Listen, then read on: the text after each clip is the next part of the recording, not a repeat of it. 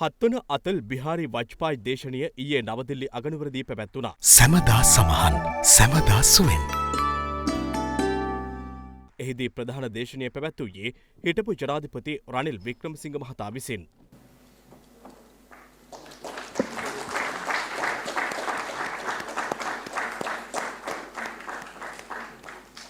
When I became Prime Minister for the second time in December 2001, Sri Lanka was facing a severe political crisis. Sri Lankan armed forces had to fall back under Ltte attack and abandon many areas that were under their control. With the attacks on the main port and airport, vessels and aircraft stopped calling on Sri Lanka, leading to the economy shutting down. Thus, we had no option but to enter into a ceasefire agreement with the Ltte. On becoming Prime Minister, I immediately flew to New Delhi and explained the situation to PM Vajpayee, who also agreed on the need for a ceasefire. Sri Lanka required the support of India to deter further attacks by the Ltte and to get the peace talks on track. I always kept Vajpayee ji informed of the progression of our discussion with Norway, Japan and the Ltte.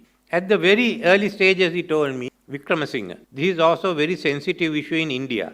I can only be one step ahead of Sonia Gandhi. You explain it to her and convince her, then I can follow up. Fortunately, the Sonia Gandhi was partial to resolving the crisis in Sri Lanka and said that long as India's concerns are met, she had no objections. Vajpayee ji, he did so by ensuring, one, India reiterated its commitment to the sovereignty and territorial integrity of Sri Lanka, and two, his support of the measures taken to carry forward the peace process in Sri Lanka. As a result of these discussions, I was able to sign a ceasefire agreement with the Ltte in January 2002.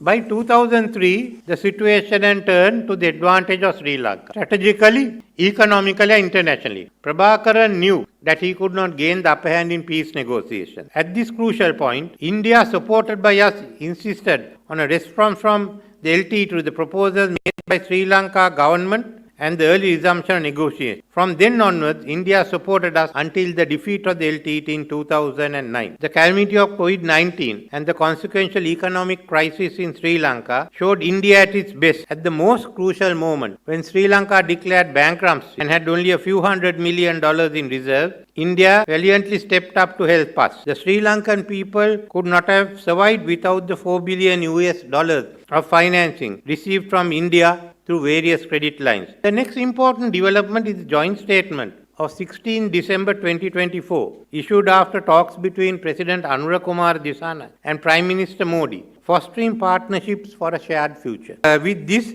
it seems like the remaining major political party in Sri Lanka, the NPP, has come on board. At long last, a political consensus emerged amongst us on Indo-Lanka cooperation. අද දෙරණ YouTube නාලිකාව YouTube අද දෙරණ දැන්ම subscribe කරන්න.